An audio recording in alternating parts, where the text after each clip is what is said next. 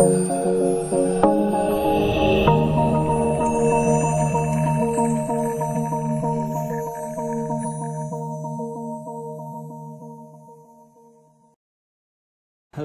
ketemu lagi bersama saya di mata kuliah jaringan komputer. Pada pertemuan ke-15 kali ini, materi yang akan kita bahas mengenai review materi dari mulai setelah UTS atau pertemuan ke-9 sampai dengan pertemuan ke-14 sesuai dengan RPS yang sudah ditentukan. Pada kesempatan kali ini, untuk pertama kali saya akan mereview dari materi pertemuan 9. Nah, pada materi pertemuan 9 itu sendiri kita membahas mengenai DHCP.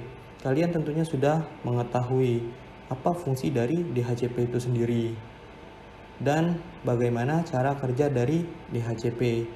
Nah, pada kesempatan ini saya akan sedikit membahas cara kerja dari DHCP.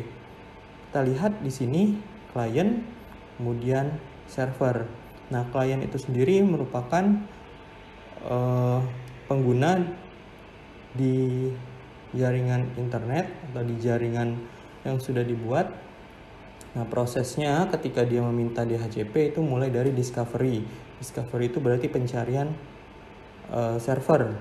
Apakah di jaringan tersebut menyediakan server DHCP atau tidak. Nah, server DHCP di sini bisa berupa router yang sudah disetting sebagai DHCP server atau memang ada sebuah server yang dikhususkan untuk melayani permintaan DHCP. Kemudian setelah ada permintaan atau pencarian dari klien discover tadi, server akan melakukan offer. Jadi ketika kita mengklik di misalnya pengguna Windows di menu atau di bagian WiFi, nanti akan muncul list dari jaringan misalnya pengguna dari WiFi. Kemudian ketika kita ingin terhubung ke WiFi tersebut, biasanya itu nanti akan diberikan sebuah IP address. Nah, prosesnya itu seperti itu, dari discover, offer, kemudian meminta atau request, kemudian terjadi achieve acknowledge. Nah, setelah proses achieve acknowledge selesai, baru di situ klien akan mendapatkan alamat IP beserta waktu dari penggunaan alamat IP address tersebut. Nah, kalau misalnya kalian lihat pada bagian ini di gambar yang berwarna hitam, ini merupakan log dari DHCP server di sistem operasi Linux.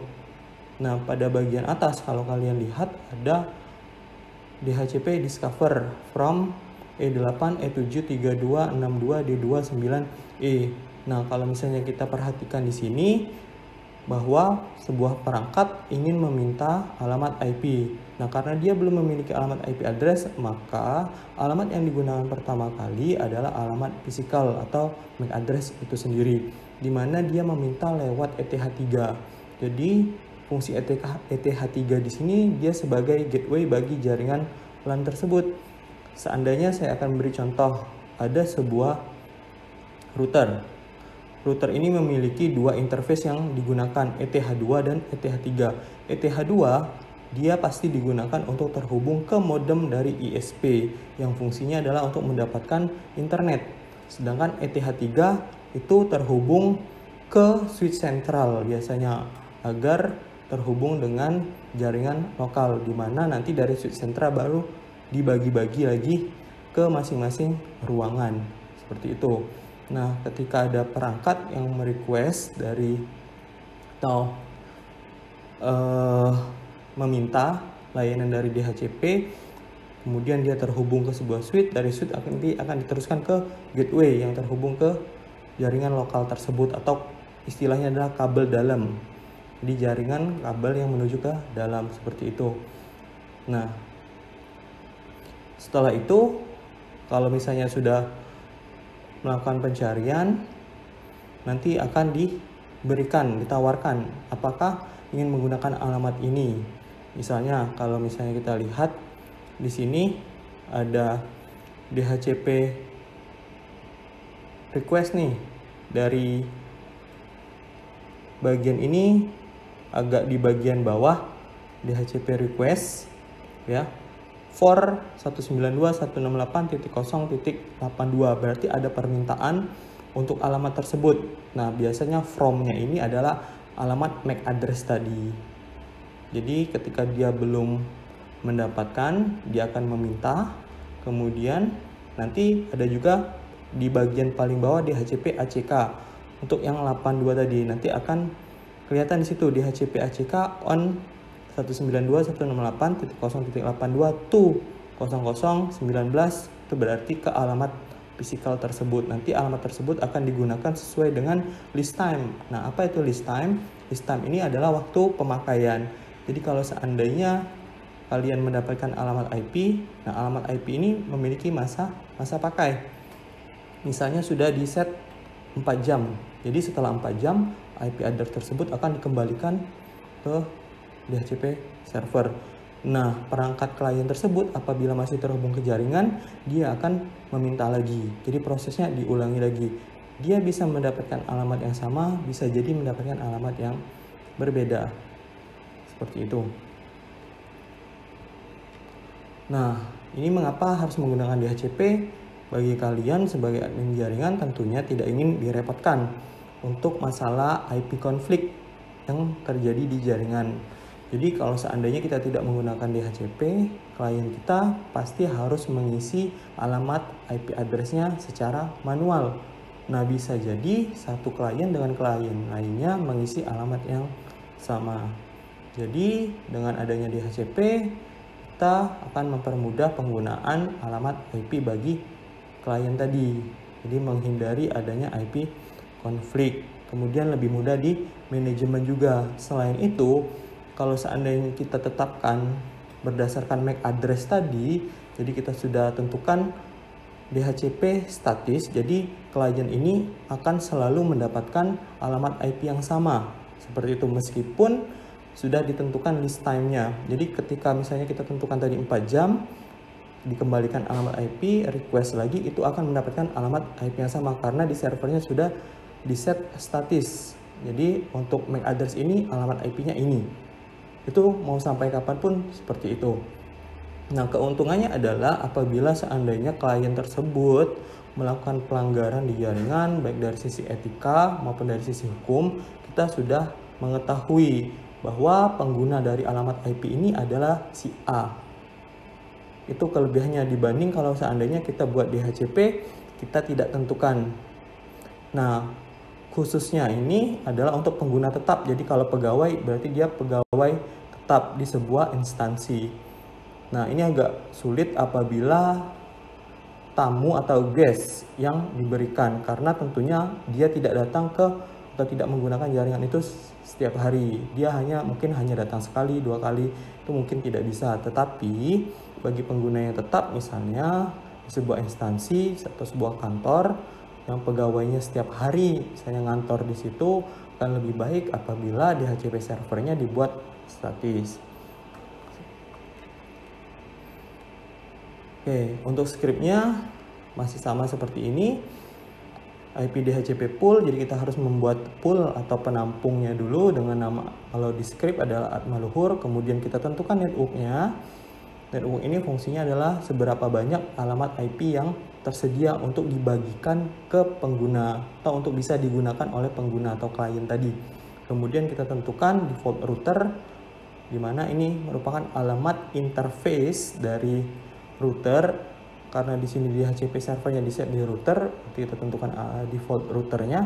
Kalau kalian lihat di gambar Linux tadi, ini merupakan alamat ETH3 berarti. Kemudian kita tentukan DNS server yang akan digunakan oleh klien dan domain name dari jaringan lokal. Dan apabila kalian memerlukan untuk pemisahan alamat IP, jadi sudah direservasi istilahnya untuk digunakan kepentingan admin, ya kalian bisa menggunakan yang namanya excluded address, di mana dengan kalian menggunakan excluded address ini, alamat IP yang sudah ditentukan itu tidak akan diberikan ke pengguna atau klien tadi. Nah, untuk DHCP server materinya kurang lebih seperti itu. Kemudian kita akan lanjut lagi ke pertemuan 10. di mana pertemuan 10 ini mengenai routing. Nah, routing yang dibahas di sini ada dua, static routing dan dynamic routing. Kenapa seperti itu? Karena routing untuk jaringan lokal itu, apalagi jaringan tidak terlalu besar, biasanya menggunakan static routing. Kalaupun agak besar, biasanya menggunakan dynamic routing, seperti misalnya RIP yang kita praktekkan atau kita simulasikan di aplikasi Cisco Packet Tracer. Selain itu masih banyak algoritma routing yang lainnya seperti OSPF, IGRP. Kemudian kalau menghubungkan antar jaringan di internet, antar jaringan publik, kita bisa menggunakan BGP, di mana kita menggunakan sebuah numbering atau yang biasa disingkat dengan AS.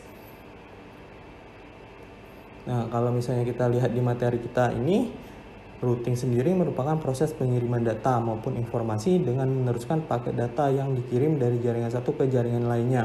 Nah, kalau misalnya kita ilustrasikan proses di jaringan tersebut, ketika sebuah klien itu merequest ke sebuah alamat tertentu, misalnya sebuah domain melalui web browser, maka nanti akan masuk ke router.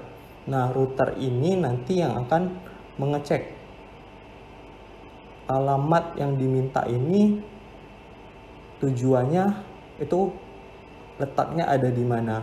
Nah, tentunya nanti dia memiliki beberapa opsi di dalam tabel routingnya.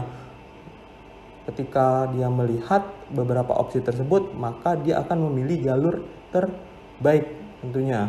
Jadi routing sendiri kalau kita lihat di sini adalah proses untuk memilih jalur atau path yang harus dilalui oleh paket. Nah, biasanya ketika misalnya jalur terbaik tersebut ternyata di tengah jalan tiba-tiba putus nih, down salah satu hop-nya, maka dia akan memilih opsi yang selanjutnya seperti itu. Nah, konsep dasar routing itu sendiri dia berbentuk datagram, di mana datagram itu sendiri merupakan sebuah paket data yang berisi oleh alamat IP atau internet protokol. Kemudian internet protokol akan memeriksa alamat tujuan ini untuk menyampaikan datagram dari device asal ke device tujuan. Nah, apabila tujuan datagram ini tidak terdapat di jaringan yang sama, maksudnya di lokal, maka dia akan disampaikan ke router yang paling tepat. Nah, cara mengeceknya bagaimana? Kalian bisa menggunakan perintah tracer. Jadi, sama seperti perintah ping, perintah tracer itu dilakukan dari command prompt. Tinggal kalian ketikkan tracer, lalu spasi, kemudian alamat IP.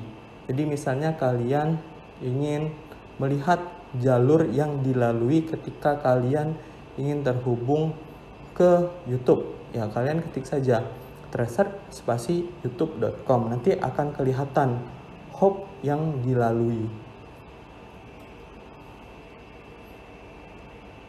Nah, kalau kita lihat di sini bentuk routing ya ada direct sama indirect seperti itu. Kemudian ini yang saya bilang tadi, jenis-jenis routing protokol ada RIP, IGRP, OSPF, IGRP, kemudian BGP. Nah, perintahnya di sini IP route, network tujuan, spasi netmask, spasi IP ETH luar tujuan. Nah, apa maksud dari IP ETH luar tujuan? Kalau seandainya dia punya dua router, maka IP luar itu merupakan IP yang bertetangga dengan router kita, yang biasa disebut dengan next hop. Ini akan berlaku juga misalnya untuk 3 router, 4 router, dan seterusnya. Kita tidak akan memikirkan alamat IP router yang ketiga, yang keempat, tidak.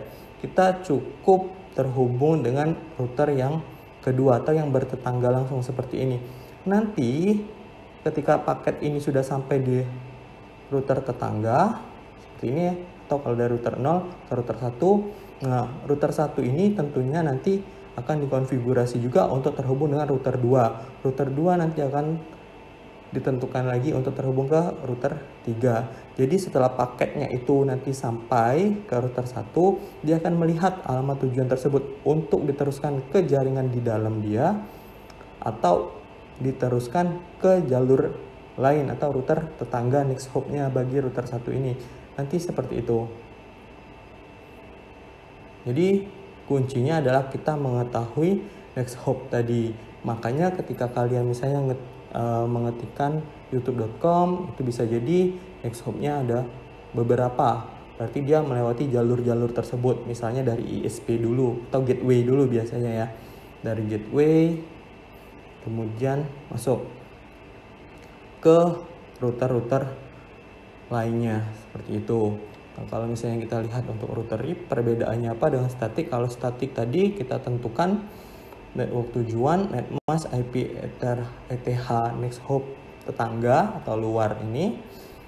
Nah, kalau misalnya kita pakai yang router RIP di sini, dia yang dibacanya adalah network spasi IP network tujuan.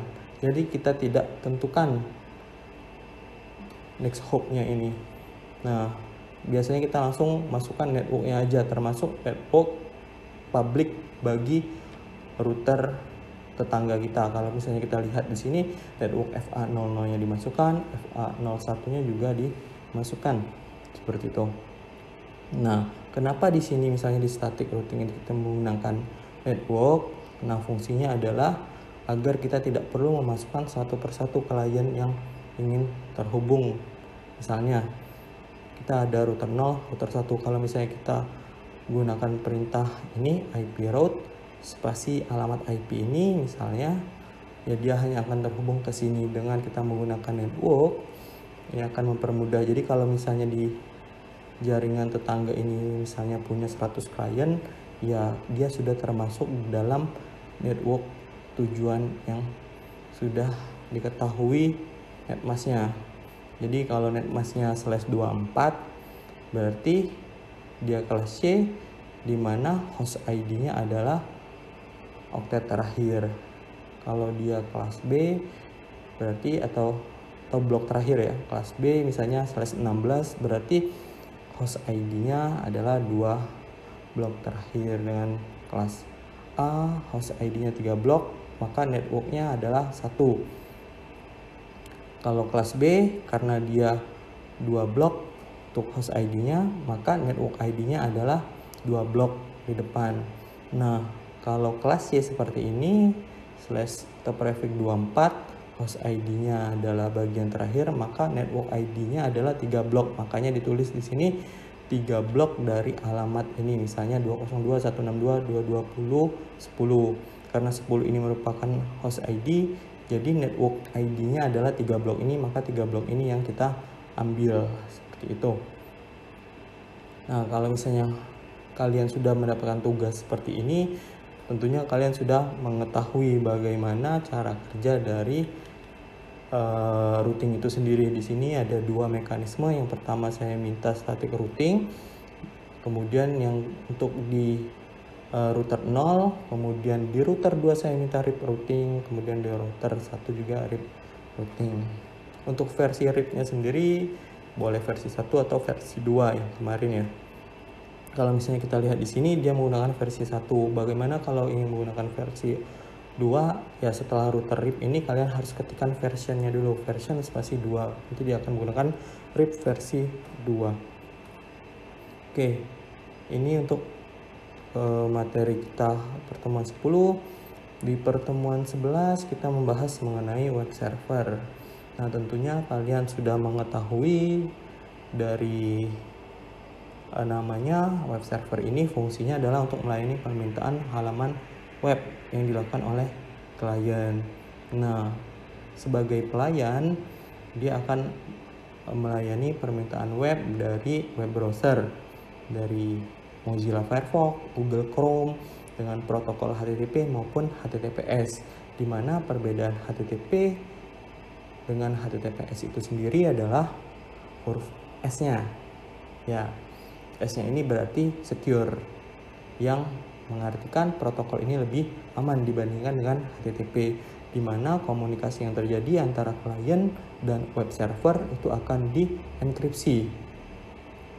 Sehingga apabila ada man in the middle attack untuk komunikasi yang terjadi dari klien ke server, misalnya ketika kalian mengentrikan username sama password, kalau menggunakan HTTP di satu jaringan ada misalnya memasang sniper, dia mengcapture data, nah username sama password kalian ini bisa diketahui. Sedangkan ketika kalian menggunakan protokol HTTPS, itu ada yang memasang sniper, kemudian pakai datanya tercapture. Kalau dia tidak memiliki key-nya, maka komunikasi tersebut tidak bisa dipecahkan, sehingga datanya lebih aman atau lebih rahasia atau lebih terjaga seperti itu. Nah, kalian tentunya sudah pernah menggunakan yang namanya SAMPP, di mana salah satu isi paket instalasi dari SAMPP tersebut adalah Apache. Nah, Apache ini merupakan aplikasi atau software dari web server. Nah, dengan menginstal Apache di sebuah perangkat, maka perangkat tersebut akan dijadikan sebagai web server. Selain dari Apache sendiri, kalau misalnya kita lihat di bagian ini ada IIS. IIS ini aplikasi web server yang dimiliki oleh Windows. Kemudian salah satu yang cukup populer juga adalah saingannya Apache, Nginx, di mana penggunaan resource dari Nginx ini lebih kecil dibandingkan dengan resource yang digunakan oleh Apache. Nah, cara kerja sendiri kalau misalnya kita lihat di sini ada klien, dia mengentrikan URL, kemudian dia akan mengirimkan HTTP request yang berisi body dan header, kemudian akan diterima oleh web server, diterjemahkan dan diberikan respons. Responnya juga sama, ada header dan body. Nah, setelah komunikasi awal ini sudah terjalin, kemudian sudah established, maka baru kontennya akan dikirimkan atau disebut dengan web file. Seperti itu. Nah, kalian juga sudah mempraktekkan dari web server itu sendiri, di mana kita menggunakan server PT yang tersedia di aplikasi Cisco Packet Tracer.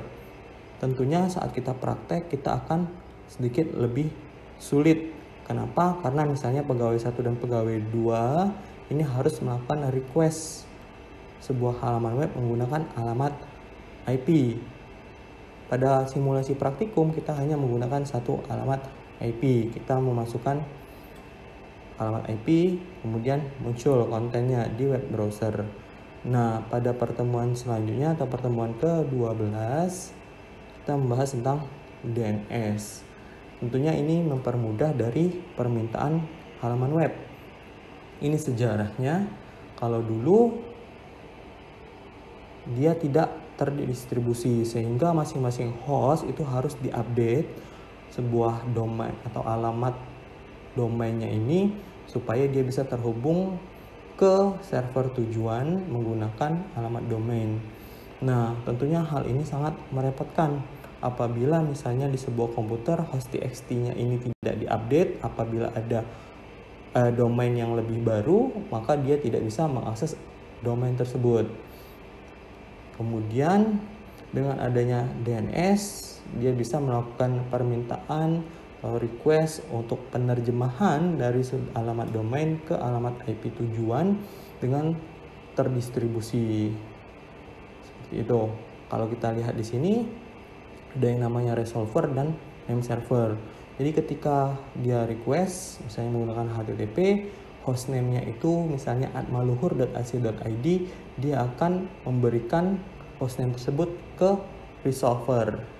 Makanya ketika misalnya alamat tersebut tidak dikenali, ada pemberitahuan hostname unresolved. Berarti resolver ini tidak bisa menemukan alamat tersebut.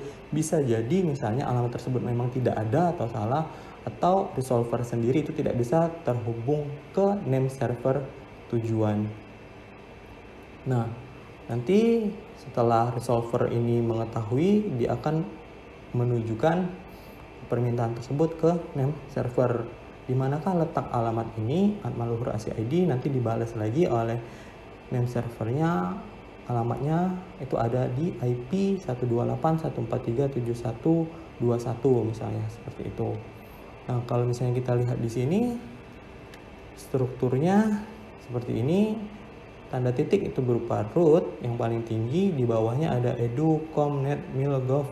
Kemudian di bawahnya lagi ya ada sub menu. Contohnya kalau di Indonesia kan ada .co.id, ada kalau untuk sekolah sch.id, untuk kampus ACID, seperti itu. Jadi edu ini kalau di Indonesia misalnya AC atau SCH, di bawah subdomainnya ada SCH.id, seperti itu. Kalau com ya .co.id, seperti itu ya. Untuk hierarki DNS sendiri itu ada root level domain, ada top level domain, ada second level dan third level serta hostname. Apa perbedaannya? Kita lihat di sini. Top level domain atau TLD itu ada generic yang biasa disingkat dengan GTLD, seperti com, net, gov, org, kemudian edu, kemudian country, TLD. Untuk Indonesia sendiri, CCTLD-nya adalah ID, untuk Australia AU, untuk Inggris UK, untuk Malaysia .my, untuk Singapura .sg, seperti itu. Kemudian bisa diturunkan ke level-level yang lebih rendah lagi, .net.id, co.id, web.id, ACID, ORID, dan lain-lain. Untuk second level seperti ini misalnya atmaluhur ACID. Kemudian third levelnya ada www, ada mahasiswa, ada dosen.atmaluhur ACID, dan lain sebagainya. Kemudian hostname-nya sendiri merupakan FQDN atau Fully Qualified Domain Name. Nah, berarti penulisan secara lengkap. Misalnya file server 1.detik.com, di mana file server 1 adalah hostname dan detik adalah domain name-nya. Nah, penggunaan DNS ini tentunya lebih mudah, kemudian konsisten. Meskipun alamat IP address dari sebuah web atau halaman web itu berubah-ubah IP publiknya, tapi namanya kan tetap. Seperti saya beri contoh untuk alamat atmaluhur ACID itu sendiri. Sudah beberapa kali terjadi pergantian ISP. Tentunya dengan pergantian ISP, alamat IP-nya juga berubah-ubah sesuai dengan ISP yang digunakan, tetapi domainnya tetap sama. Kemudian sederhana. Jadi user itu hanya menggunakan satu nama domain saja untuk dicari, baik dari di internet maupun intranet. Nah, ini adalah tutorial. Nah, kita sendiri sudah mempraktekkan bagaimana terhubung ke sebuah halaman web dengan menggunakan nama domain melalui aplikasi Cisco Packet Tracer. Nah, selanjutnya kita di pertemuan ke-13 membahas FTP server. Jadi kalau misalnya kalian sebagai pengelola sebuah halaman web di mana web tersebut di hosting, kalian tentunya bisa mengupdate konten-konten dari web tersebut dengan lebih mudah dengan pemanfaatan FTP itu sendiri. Jadi biasanya hosting itu sendiri menyediakan kemampuan FTP server, sehingga untuk mengupdate konten kalian tidak perlu login langsung ke hosting tersebut. Cukup menggunakan FTP client, tinggal drag saja ke bagian folder dari konten tersebut.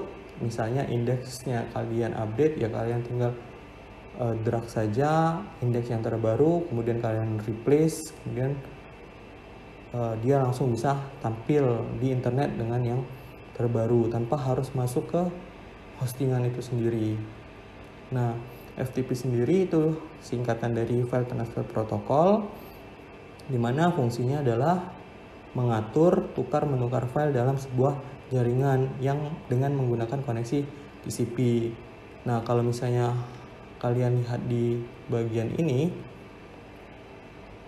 Ini ketika di gambar ini kalian bisa lihat host, username, password, port seperti itu.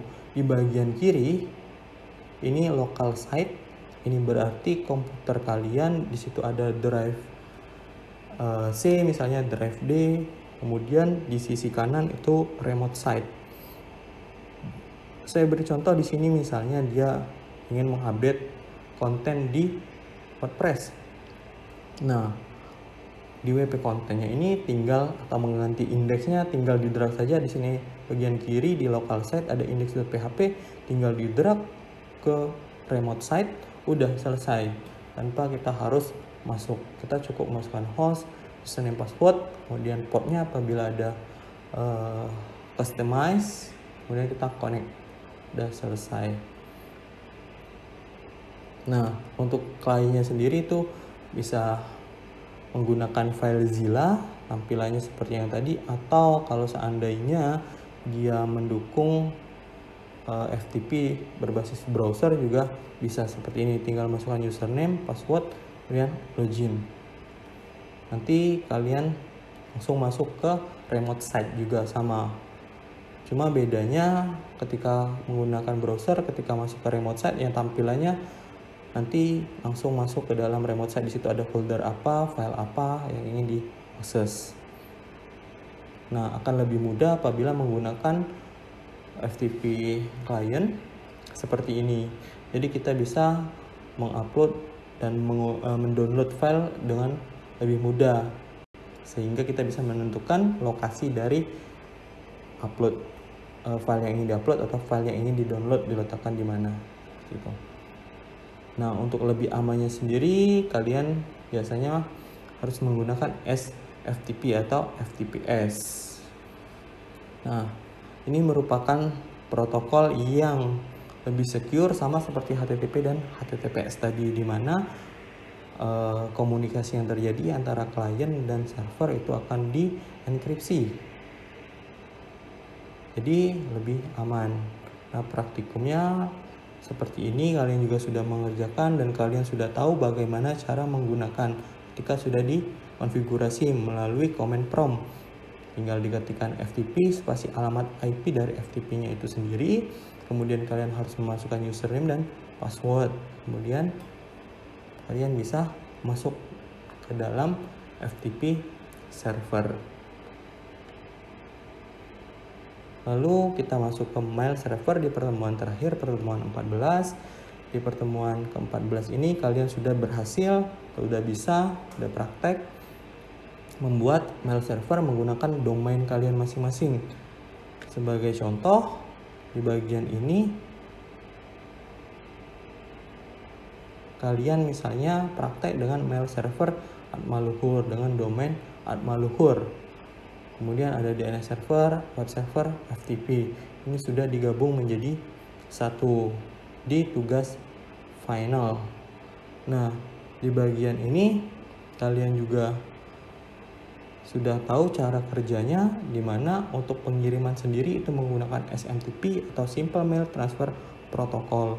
Dari SMTP domain asal ke SMTP tujuan. Jadi misalnya kalian menggunakan domain Google, mail.google.com, kemudian alamat tujuannya adalah @yahoo.com, maka dari SMTP Google itu akan meneruskan ke SMTP Yahoo. Kemudian nanti akan ditarik oleh POP3 atau IMAP dari server milik Yahoo. Nah, prosesnya tentunya harus melalui yang namanya DNS tadi. Kenapa? Karena kita menggunakan alamat domain yahoo.com, google.com, @maluhur.ac.id. Jadi kalau misalnya kalian menggunakan akun mahasiswa, jadi nim @maluhur.ac.id, tentunya ketika teman kalian ingin mengirimkan email ke alamat kalian, dia harus bertanya dulu di mana sih letak @maluhur.ac.id ini. Nah, di servernya sendiri itu kurang lebih seperti ini. Kita menggunakan yang namanya MX. MX itu sendiri fungsinya adalah untuk mail exchange atau pertukaran email. di mana alamatnya ini sudah diberikan oleh Google seperti itu. Nah, ini tidak masalah alamat IP-nya kelihatan. Seperti yang saya bilang tadi, alamat IP itu bisa berubah-ubah. Dulu kita menggunakan alamat IP publik ini, tetapi sekarang sudah tidak lagi digunakan, sehingga aman untuk di-publish gitu. Oke, sampai di sini materi kita sudah selesai. Kalian sudah mengerjakan tugas-tugas yang diberikan, sudah memperhatikan video, kemudian sudah banyak juga yang belum paham, kemudian bertanya dengan saya.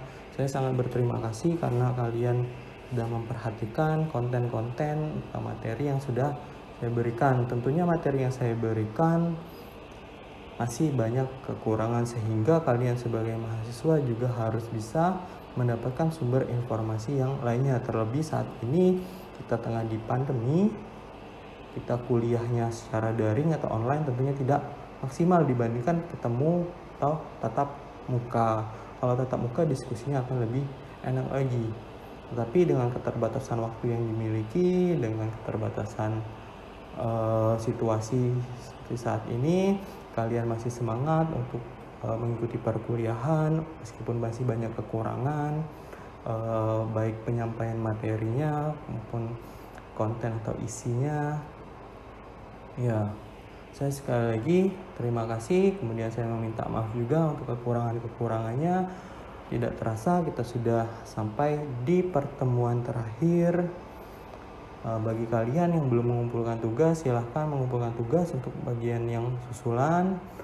Mungkin kalian agak kesulitan terkait dengan sinyal, misalnya sedang berada di tempat kalian masing-masing yang jauh, misalnya dari perkotaan. Ya, saya akan memaklumi keterbatasan tersebut. Pada pertemuan selanjutnya kita akan UAS. Nah, materi yang akan muncul di soal itu merupakan materi dari pertemuan 9 tadi sampai dengan pertemuan ke-14.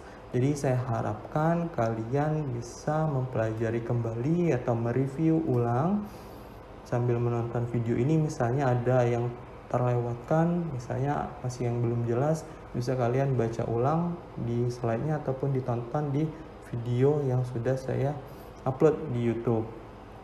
Sekali lagi terima kasih dan mohon maaf apabila ada kekurangan. Saya akhiri video sampai di sini. Selalu jaga protokol kesehatan. Sampai jumpa. Salam budaya.